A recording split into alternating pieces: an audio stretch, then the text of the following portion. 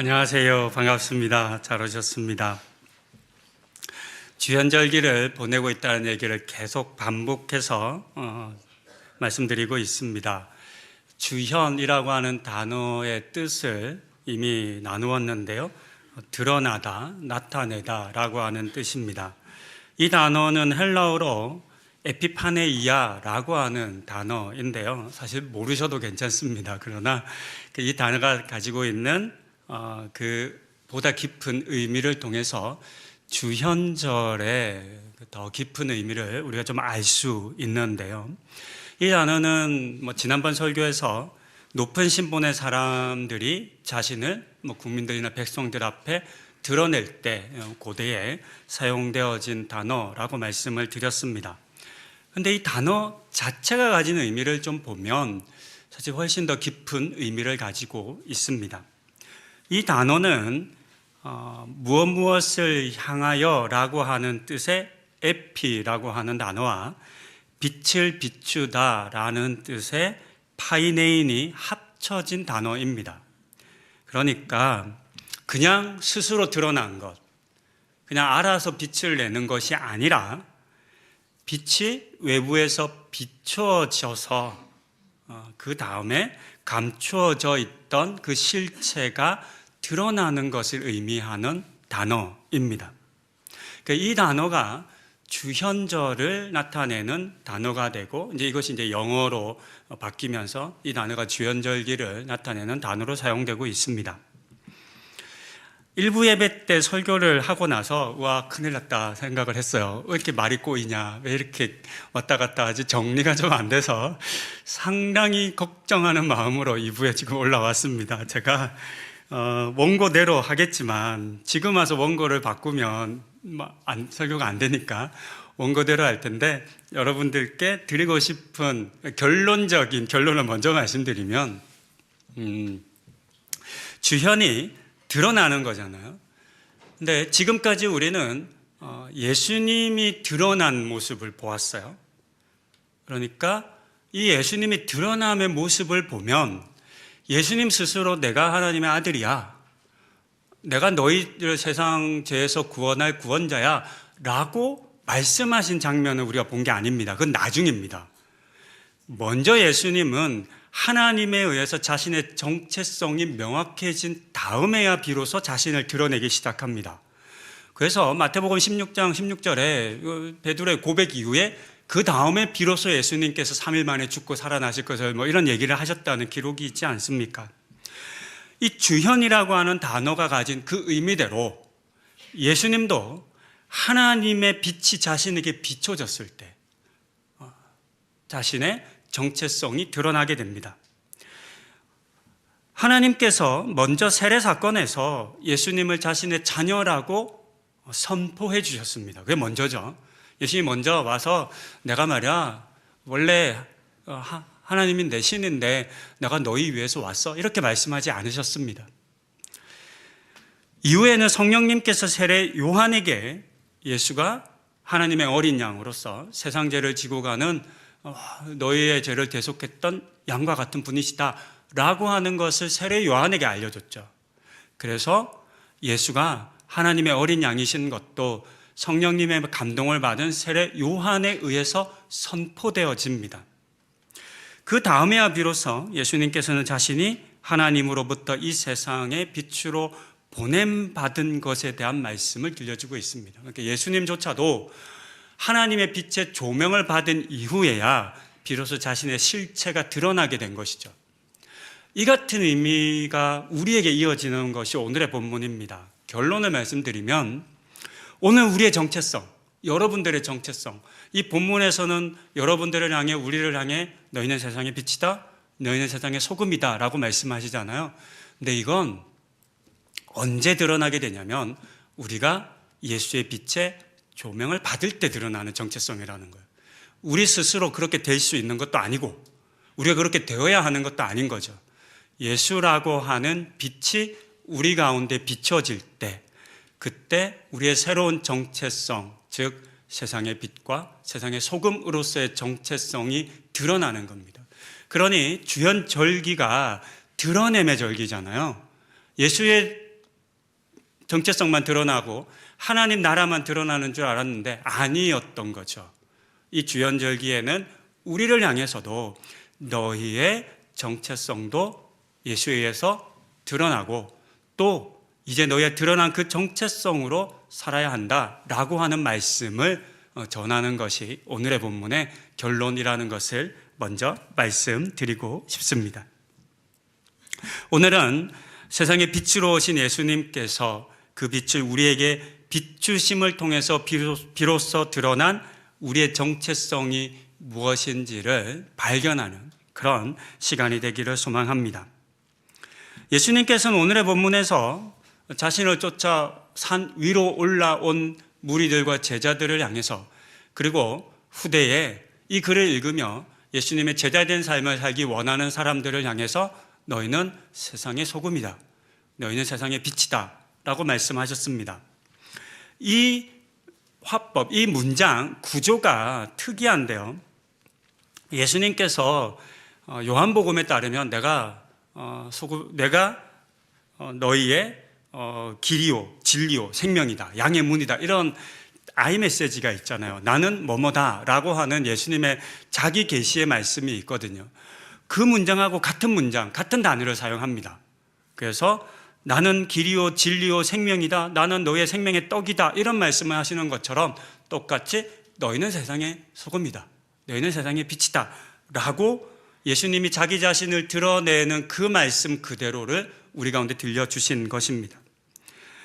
이 같은 표현을 사용하시며 예수님께서는 제자들을 향해서 너희는 세상의 소금이고 빛이다 라고 말씀하셨습니다. 이 본문을 읽을 때 우리가 주의해서 보아야 할 것은 소금이 되기 위해서 무엇인가를 해야 한다거나 빛이 되려면 이렇게 해야 한다 등과 같은 말씀을 이 본문은 우리에게 말하고 있지 않다는 것을 아는 것입니다. 우리를 향해서 너희 이제부터 소금이 좀 되어야겠다. 너희 빛이 되어야 되겠다. 라고 말씀하시면 빛이 되려면 이래야 돼. 이런 삶을 살아야 너희가 소금이 될 수 있어. 이런 삶을 살면 내가 빛이라고 해줄게. 이런 문장이 아닌 거죠. 어떻게 하면 무엇이 빛이 되고 소금이 되는 것이 아니라 먼저 우리의 정체성부터 규정하시는 겁니다. 너희는 소금이다. 너희는 빛이다. 이렇게 먼저 말씀하시는 거예요. 이유는 뒤에 이어지는 이 오늘의 본문의 내용은 우리가 이미 소금이고 빛이기 때문에 그렇게 드러날 수밖에 없는 삶을 살아야 한다. 그것을 숨기거나 감추거나 잃어버리면 안 된다라고 하는 말씀을 우리에게 가르치시기 위함입니다. 소금과 빛에 대한 특징 잘 아시겠지만 좀 간단히 살펴봅니다. 소금은 우리가 요리할 때 가장 많이 쓰는 것 같아요. 그렇죠? 음식에 넣어서 그렇게 맛을 내게 하는, 간을 내게 하는 재료로 사용됩니다. 음식에 들어가게 되면 소금이 사라져요, 안 사라져요? 사라져요. 그렇죠? 소금이 그대로 남아 있는 게 아니잖아요. 다 이제 물이나 열에서 다 녹게 됩니다. 그렇게 사라져서 없어 보이는 것 같지만 그러나 그 소금이 들어가서 맛을 내게끔 변화됩니다. 배추나 무 같은 것들을 김장하기 전에 숨을 죽이기도 하고요. 고대로부터 사용되어 왔던 가장 대표적인 천연 방부제였죠. 부패하지 않도록 오래 보존할 수 있도록 첨가했던 재료입니다. 성경에서도 소금에 대한 다양한 사용의 모습들이 기록되어 있습니다. 출애굽기 30장 35절에 보면 하나님께 드리는 제물을 거룩하고 성결하게 하는 재료로 소금을 사용합니다. 역대하 13장 5절에서는 하나님과 인간 사이의 영원한 언약을 상징하는 의미로 사용됩니다. 그래서 소금 언약이라고 하는 말이 기록이 되어 있죠. 마가복음 9장 50절에서는 너희 속에 소금을 두고 서로 화목하라 라고 말하면서 이 소금을 화해하게 하는 도구로 사용했다라고 하는 것을 알 수 있습니다. 또한 소금은 사회적으로도 당시 사회에서 매우 귀중하고 귀하고 또 값비싼 물품이었습니다. 고대 근동 사회에서는 질 좋은 소금은 너무너무 귀했어요. 거의 없었어요. 질 좋은 소금. 그러니까 요즘 우리가 집에서 쓰는 천일염, 함초소금 뭐 이런 거 아마 그 당시에 가면 금보다 비쌌을 겁니다. 금보다 비싸도 훨씬 더 비쌌죠. 그리스에서는 노예를 사고 파는 값을 대신 소금으로 지불했다는 기록이 있어요. 그러니까 화폐의 기능을 하기도 했다는 것을 알 수 있습니다. 이런 소금의 용례를 보면 소금은 매우 유용하게 사용되어졌던 물질이라는 것을 알 수 있습니다. 쓰임새가 참 많았죠. 또 많은 사람들에 의해서 귀하게 여겨졌죠.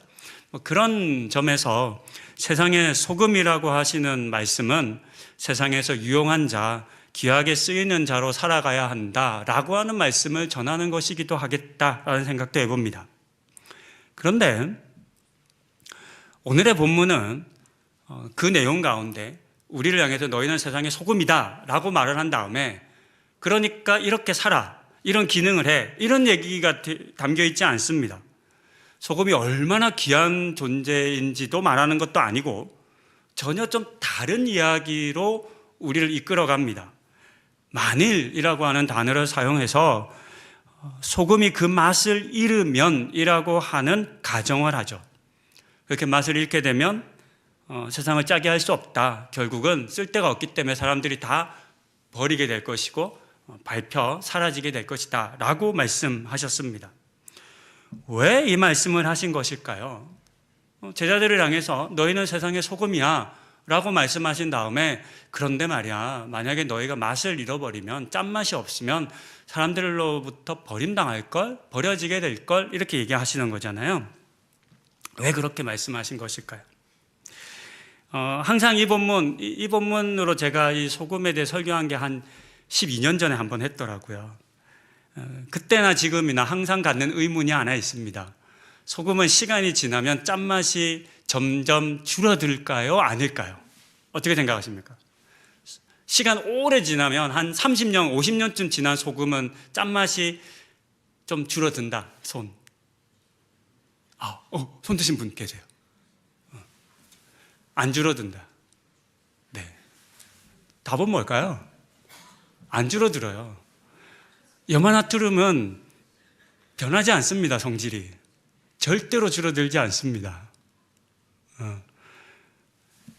그러면 왜 이런 얘기 하신 걸까요?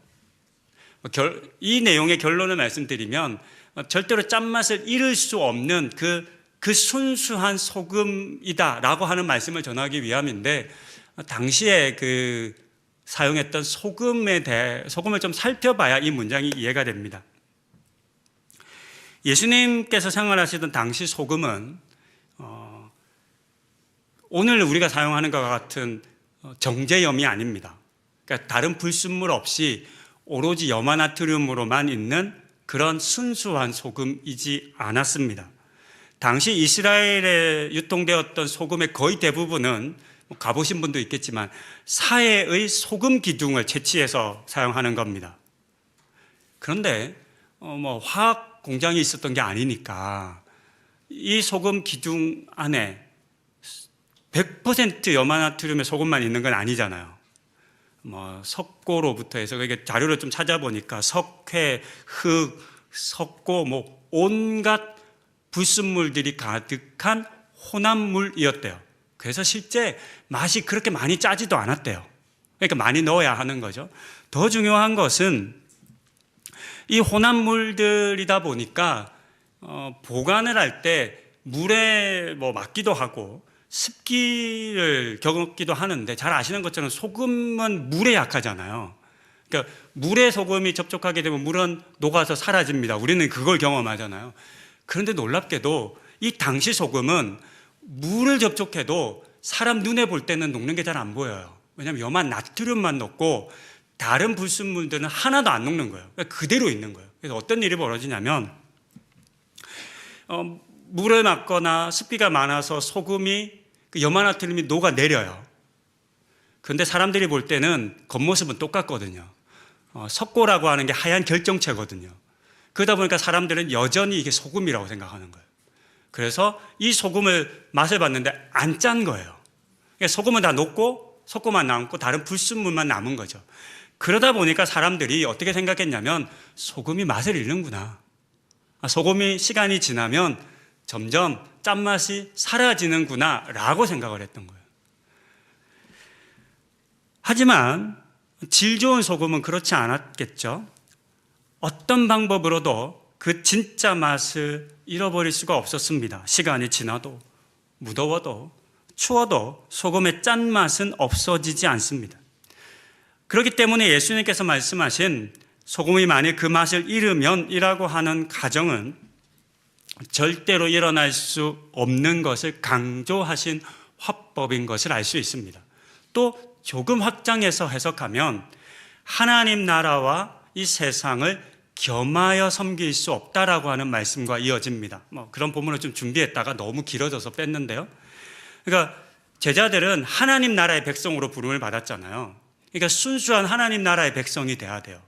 그런데 우리가 하나님 나라에 다리 하나 걸치고 세상에 다리 하나 걸치면 그러면 우리는 어떻게 돼요? 혼합물이 됩니다, 여러분. 그렇죠? 혼합물이 되면 점점 우리가 세상의 삶 속에 살아가게 될 때 짠맛을 잃어버리게 될 수 있다라는 생각을 해봅니다. 마태복음 6장 24절쯤인가에 가면 너희가 하나님 나라와 물질을 겸하여 섬길 수 없다라고 하는 표현이 나오는데요. 이 물질이라고 하는 단어가 만몬이라는 단어가 사용되는데 단순히 돈만을 의미하는 것이 아니라 세상의 가치, 세상의 질서를 의미하는 단어로 사용됩니다. 그러니까 좀 더 쉽게 이야기하면 하나님 나라와 세상을 겸하여 섬길 수 없다, 두 주인을 줄 수 없다라고 하는 거거든요. 그러니까 우리는 혼합물로 살아갈 수는 없어요. 이 본문이 우리에게 말하는 소금, 우리를 세상의 소금이라고 말했을 때는 혼합물로서의 소금이 아닙니다. 순수한, 온전히 하나님 나라를 담고 있는 그런 소금으로서의 삶을 말씀하시는 거죠. 그런 소금은 맛을 잃을 수가 없다는 게 핵심이에요. 절대로 그 맛이 사라지지 않는다. 그 맛을 잃을 수 없다. 그러니 너희는 세상에 나가서 그 짠맛을 그대로 세상 사람들 가운데 드러내어 보여줘야 한다. 그것이 드러나야 한다라고 하는 말씀인 것을 알 수 있습니다. 이 같은 소금 이야기를 통해서 우리에게 전한 제자됨의 정체성, 우리의 새롭게 변화된 정체성의 이 말씀은 빛의 이야기에서도 계속 이어집니다. 더욱 분명해지는데요. 구약 성경에서 표현된 빛은 태초의 혼돈과 공허와 흑암을 물리친 하나님의 첫 번째 창조물입니다. 빛은 어둠을 몰아내는 힘을 가지고 있습니다. 그리고 이 빛은 예수에 의해서 우리에게 비춰지게 되었고 이제 예수님께서는 그렇게 우리를 세상의 빛이다라고 해주셨습니다.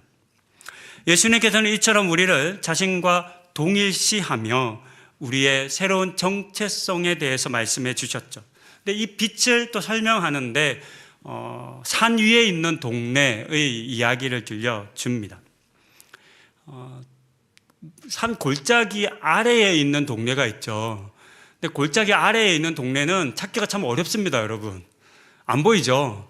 굽이 있는 산 골짜기 안에 마을에 있는지도 모르죠. 그래서 지금도 얘기 나오면 우리나라가 6.25 전쟁을 거의 3년 가까이 했는데도 저 지리산 안쪽에 분들은 3년 동안 전쟁이 있었던 거 몰랐다 그러더라고요. 그냥 쾅쾅 소리는 나는데 그게 대포 소리인지 뭔 소리인지도 모르겠고 비행기는 많이 날아다닌 것 같은데 외부와 관계를 안 하시는 분들이다 보니까 군인도 한 번도 온 적도 없고 북한군도 한 번도 온 적이 없고 그런 마을이 정말 있대요. 그냥 모르는 거예요. 알 수가 없습니다. 하지만 산 위의 마을은요, 숨기고 싶어도 숨길 수가 없잖아요. 산 위에 있는데 그걸 그냥 지나가면 보이는데 그걸 모를 수가 없는 겁니다.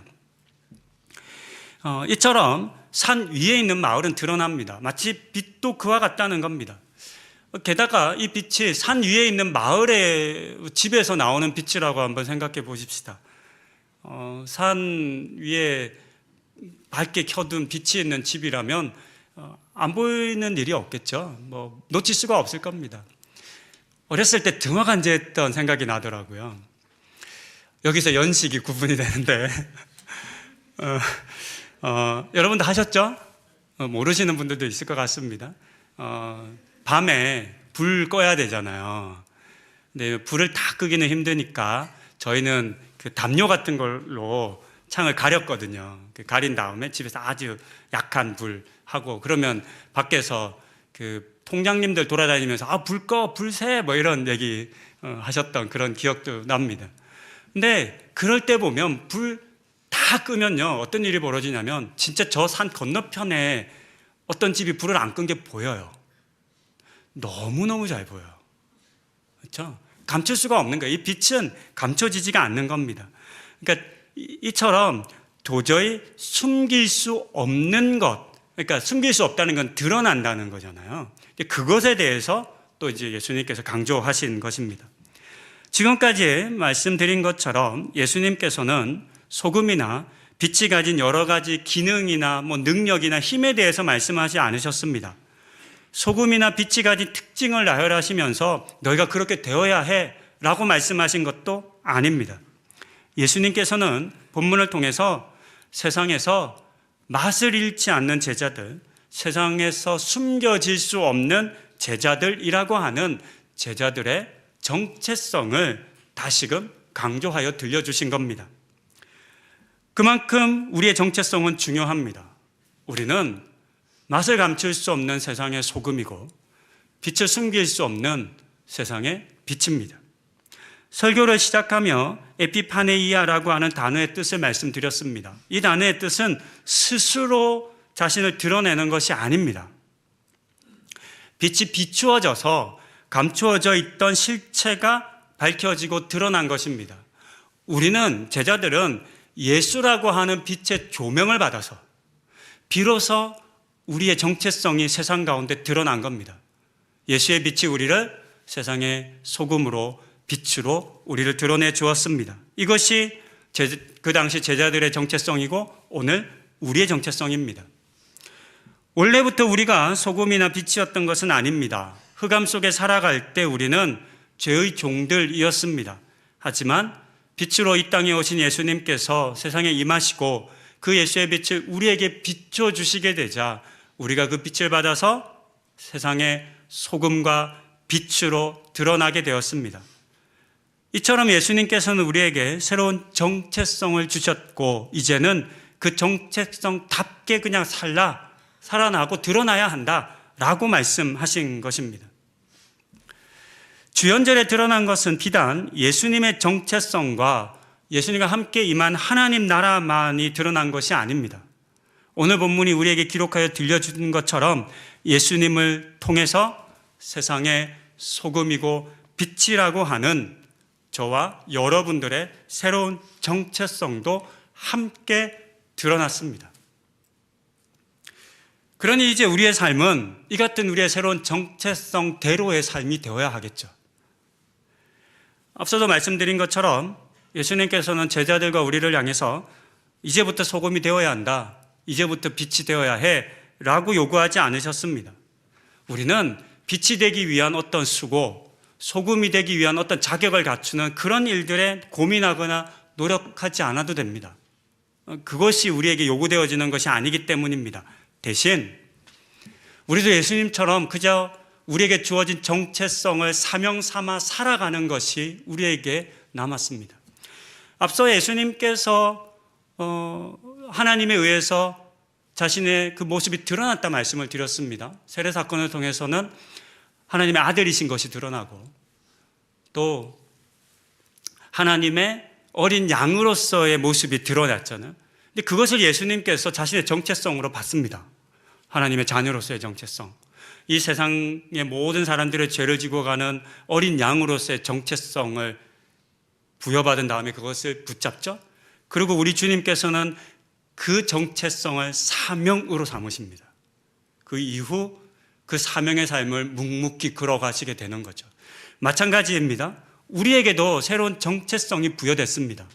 예수님에 의해서 그 예수의 빛이 저와 여러분들을 세상의 소금과 빛으로 새로운 정체성으로 우리 가운데 드러내셨습니다. 그러니 이 정체성을 여러분들의 것으로 삼을 뿐만 아니라 이 정체성을 사명으로 받으셔야 합니다. 세상에 맛을 내야 하는 존재로, 삶으로, 세상 가운데 빛을 비추는 존재로 우리는 살아가야 하겠죠?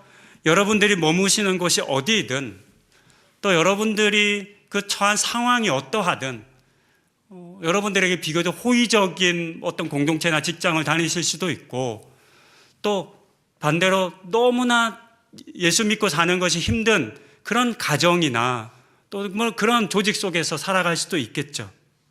하지만 여러분, 그와 같은 상황과 여건에 따라 우리의 맛이 달라질 수는 없지 않습니까? 우리를 호의적으로 대하는 곳에서는 짠맛을 내고 빛을 드러내지만, 우리에게 좀 부정적인 곳에서는 어떻게 그 짠맛을 잃으실 겁니까? 아니면 빛을 감추시겠습니까? 그게 불가능하다는 말씀을 지금 예수님께서 하시는 겁니다. 그럴 수 없다 말하는 거죠.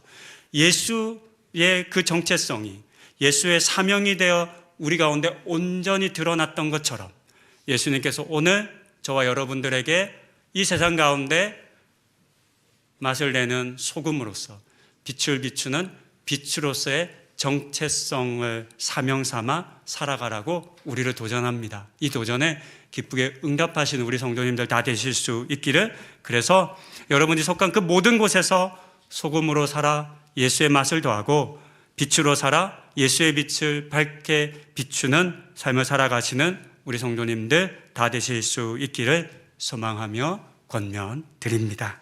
아멘. 이제 함께 기도하는 시간을 갖습니다. 예수님께서 나를 세상의 소금과 빛으로 부르셨다라고 하는 이것을 우리 인정해야 합니다. 여러분, 예수님께서 여러분을 그렇게 정체성을 새롭게 해주신 겁니다. 예수의 빛이 여러분에게 비쳤을 때 우리는 다시 태어나게 된 거죠. 예수님께서 여러분 한 분 한 분에게 너는 세상의 소금이다, 너는 세상의 빛이다 라고 말씀하셨습니다. 이 말씀을 나를 향한 정체성으로 받고 이제 그 정체성을 사명 삼아 살아가겠다고, 속한 곳 처한 곳 어디든 맛을 잃은 곳에 예수의 맛을 더하고 어둠 가득한 곳에 예수의 빛을 비추는 삶을 살아가기를 다짐하는 기도 함께 드리시겠습니다. 함께 기도합니다. 하나님, 오늘 우리 가운데 말씀 들려주시니 감사합니다. 예수의 빛이 우리 가운데 비추게 되자 우리는 소금이고 우리는 빛이 되었습니다. 죄에 사로잡혀 하나님 죄의 종으로 살아왔던 우리에게 예수께서 빛을 비추어 주시고 우리를 새롭게 조명하시며 우리를 세상의 소금과 빛으로 삼아 주셨습니다. 하나님, 어떻게 소금이 그 짠맛을 잃겠습니까? 하나님, 어떻게 그 빛이 사라지고 가리워질 수 있겠습니까? 하나님, 이 같은 우리의 하나님의 백성으로서의 정체성답게 하나님 이 땅 가운데 예수의 맛을 내고 이 땅 가운데 예수의 빛을 비치는 우리 성도님 한 분 한 분 다 되게 하여 주시옵소서. 하나님, 그렇게 살아갈 수 있도록 우리 가운데 도전하시고 하나님 우리 가운데 격려하시고 우리 성도님들과 함께 하나님 그 사명대로 살아갈 수 있도록 인도하여 주시옵소서. 하나님, 우리 성도님들 많이 힘들고 지치고 낙심하고 어려움 당할 겁니다. 삶이 그렇게 만만치 않습니다. 힘들고 어려운 일 너무나 많습니다. 하나님, 그래서 위축되기도 하고 두려워하기도 하고 때로는 포기하고 절망하기도 합니다. 하나님, 그런 우리를 향해, 우리 성도님들을 향해 다시금 세상의 소금과 빛으로서의 정체성을 확인시켜 주시고 하나님 주님께서 그렇게 나에게 말씀하신 것을 붙잡고 세상 가운데 살아갈 수 있도록 용기 낼 수 있도록 우리 성도님들 일으켜 세워주시고 하나님 함께하여 주시옵소서. 죄의 종이었던 우리를 구원하셔서 세상의 소금과 빛이라는 새로운 정체성을 주신 은혜에 감사드립니다. 이 정체성 가지고 세상 속에서 살아갈 때 짠맛을 잃지 않는 소금과 같이 숨겨질 수 없는 빛의 삶을 살아가게 하옵소서. 우리의 착한 행실이 드러날 때 우리가 영광받는 것이 아니라 우리를 비추시는 하나님 아버지만이 드러나고 영광 받으시기를 또한 간구드립니다. 2026년 한 해 에클레시아 부르심에 응답하라는 비전 안에 주님이 주신 이 귀한 정체성을 온전히 누리며 살아가는 우리 성도님들 다 되는 은혜를 허락하여 주시옵소서. 이 모든 말씀 우리 주 예수 그리스도의 이름으로 기도드립니다. 아멘.